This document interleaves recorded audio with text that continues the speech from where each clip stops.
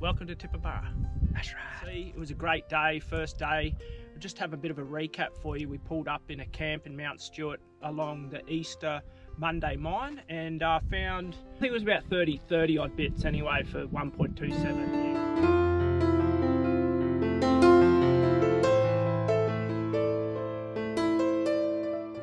We're going to do a series where we're going to try and help you guys along the way. For you guys that haven't been to Tibooburra before, we're going to learn the hard way for you, and we're going to try and figure out as much as we can while we're here. We're going to follow the old haunts, go to the places where people do find gold, see if it's still there, but also stomp some new ground as well and try and figure this place out. And so far so good, but we're starting a series called Grab a Pen, and every day we're going to try and think of something for you guys to write down, so when you come to Tibooburra you come more prepared than we did. Number one rule for us so far: fly nets, even in winter, and also gloves. Or at least a glove. At least one glove. The one that you're scooping everything into, you scoop with. Yeah, so if you're right-handed, get two left gloves. Or turn it round. You know, you can flip them around maybe. All these little bushes here, they're not too bad here, but on a lot of the hills you do go to, they're everywhere, and when they die they just leave their spikes everywhere, and even where there's no tree there can be spikes. So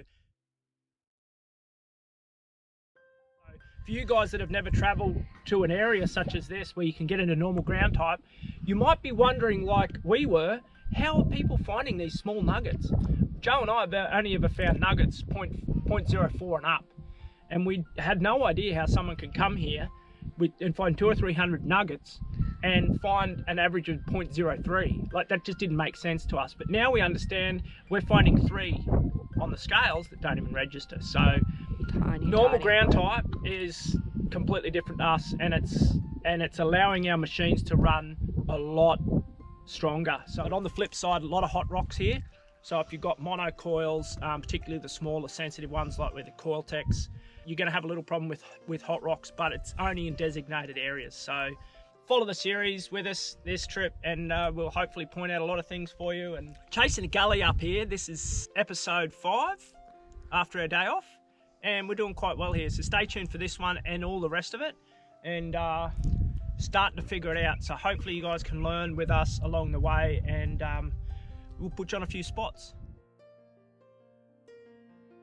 So when you come to Tibooburra, there's certain places that you can access. There's Mount Stewart, there's Gumvale, and there's also the common ground. All of these areas are designated for prospectors to come and hunt. So the common area is somewhere that's open to the public, and you pay $10 for a month to access it. Mount Stewart and Gumvale are stations, and they've designated certain areas of those stations to allow us to come and fossick on it. So when you're looking to purchase the permits for all of these, we're just going to run through things quickly with you. So as you come into town from Broken Hillside, the first thing you'll see is a roadhouse. At the roadhouse, they are also the owners of the caravan park. So John and Mavis are in the roadhouse. From there you can purchase your caravan park plots, whether you have powered or unpowered, or they've also got cabins. But if you want a cabin, make sure you ring forward because they're currently completely booked out. So make sure you book in advance for that. And they also do Mount Stewart and the common ground accesses. So the $10 a month for the common allows you within the town surroundings to hunt for gold, and they can point you in the right direction with a map. Mount Stewart is where we're standing today, in fact, and that's $15 per day per prospector, yeah. per detector, and it's $5 a night also if you want to camp. Obviously the normal things apply. Make sure your holes are filled, and any rubbish that you bring, take with you. The next thing in town that is important to us is it's the Tibooburra Hotel, and it's the double-story hotel, which is basically 200 metres down the road on the right, coming from Broken Hillside. Tibooburra Hotel has the Gumvale Station access permits. Gumvale Station prospecting permits are $15, and also $5 again, similar to the Mount Stewart. So $20 in total to prospect and camp. And they'll also provide you a map there. Another 50 metres down the road on the right hand side, you've got the corner store, and they will also give you access to Mount Stewart. And that's a little introduction anyway. Let's go find some gold. That's right. What have you got? That's right. fly poo. Tiniest bit for sure ever. We thought it was small where we come from. Let us listen on the coil. Yeah, listen to this on the coil tag.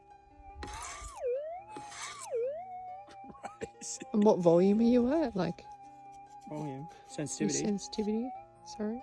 I think I'm on 4, but normal ground type. Anyway, videos to come. Stay tuned.